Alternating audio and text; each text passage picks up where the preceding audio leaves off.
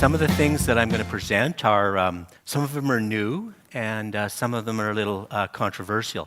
So right off the bat, I want to talk about, genomic tools. We're developing genomic tools for commercial cattle producers, specifically for commercial cattle producers. These are some of the tools we work on. An easy one, of course, is parentage or sire assignment. And one of the things, major emphasis will be around this tool that we refer to as Ancestry.com for better name, but essentially it's determining breed composition using genomics.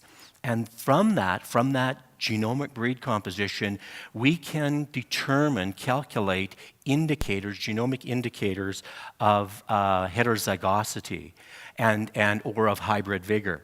So the very first question that we have to talk about when we talk about genomic breed composition is we have to say, how accurate is it? It works pretty good. It has an R-square of 96%, so you can say the accuracy is 96%, probably the gold standard for determining a genomic breed composition, more than pedigree. The other point is, you'd wonder, if we kept pedigree, why would we go through all of this stuff, right? Why would we go through genotyping animals with 50,000 SNPs? Why would we do that? Wouldn't we be as accurate? Well, this wonderful little genetic phenomenon called recombination, and it's really the reshuffling of genetic material that occurs on every chromosome, two or three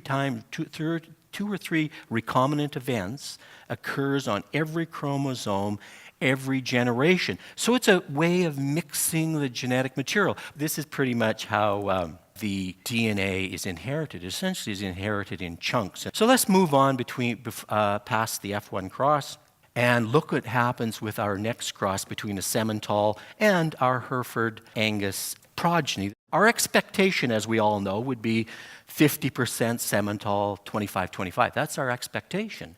But look what happens, and you can see just by how this goes, is that we end up with a very different combination of breeds in something we thought we knew, and that's caused by recombination. In this case, we could say that it's 50-15-35. It could be 50-0-50, theoretically, it could be. And so that kind of an animal, when we look at breed composition, could be it would be a different mating decision, right? If we wanted to make a mating decision that would increase heterozygosity or hybrid vigor, if we knew that, it would be a very different kind of a thing. In Western Canada, in North America, I've known crossbreeding is the name of the game. If you're in the commercial industry, crossbreeding is what you do. Look, if you do crossbreeding, you improve many of your reproductive traits, fitness traits, some of your growth traits, and it's kind of like one of the cheapest ways that you can get increases in productivity for not much extra expense. And one of the things you have to realize is retained heterozygosity is proportional to the amount of hybrid vigor you get, right? So supposedly, the more variability, genetic variability that you have in an animal would mean the more fit that individual is.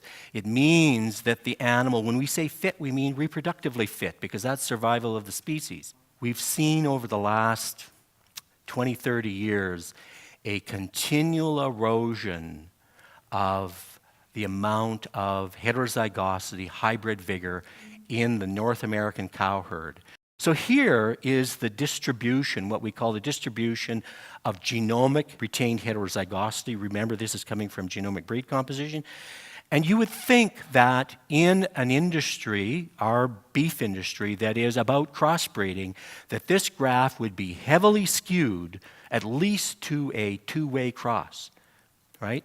Which means that heterozygosity should be around 67%, but we're not. We move everywhere from 5% heterozygosity to 80%, right? And so when I look at that, there are probably almost 50% of calves that are produced that would benefit from an infusion of more hybrid vigor, and at least about that is as in the cow herd as well. So we've established that we can do some really interesting things with genomic breed composition and indicators, genomic indicators of of heterosis or hybrid vigor.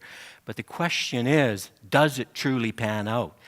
Are animals, females, with more heterozygosity actually more fertile? What we're doing is looking at the effect of genomic heterozygosity or hybrid vigor on longevity and lifetime profitability of the cow herd. Here's just some quick things that we found. When we look at the linear relationship of our genomic indicator of heterosis, we come up with the same things. We see that we get a plus response. For every 10% change we get in heterozygosity, we get a plus 3 pounds. Well, you know something? I'm not getting excited about that. Some of these other traits, we reduce days to first calving by 2 days.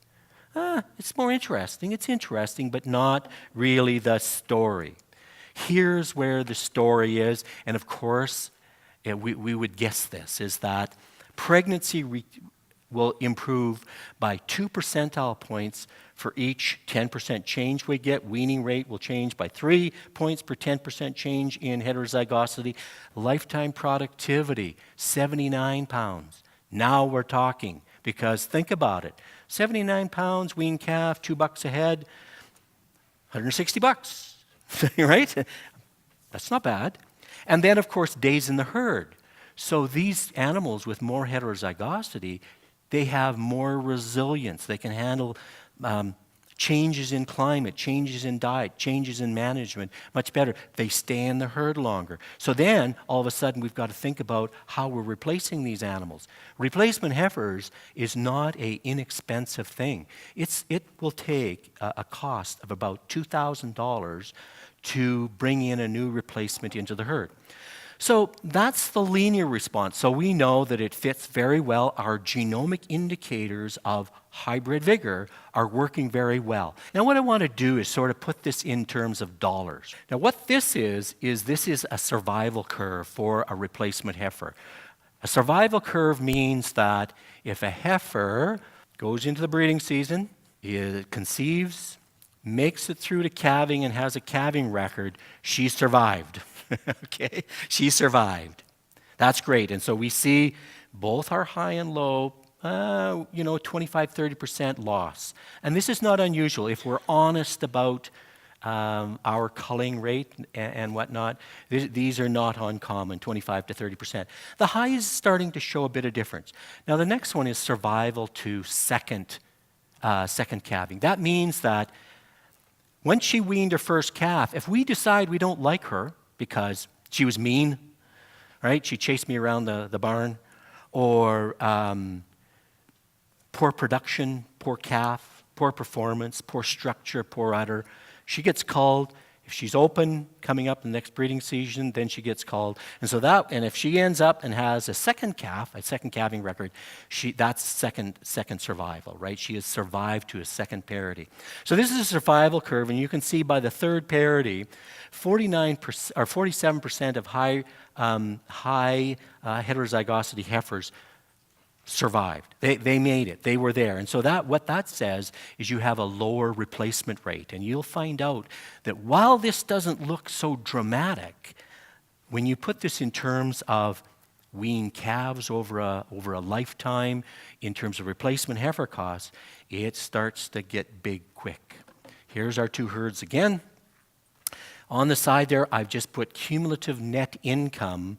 By the way, it includes replacement heifer costs.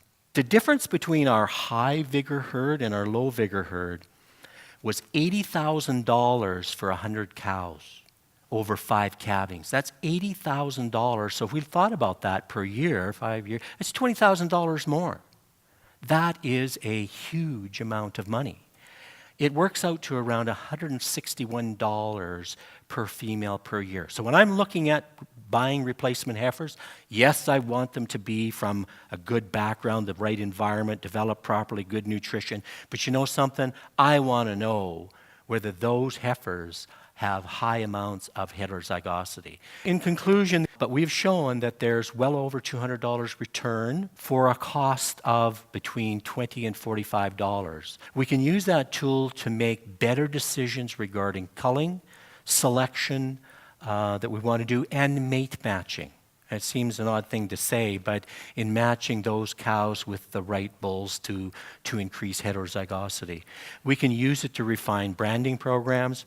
And of course, the traditional reason is to improve the accuracy of genetic selection.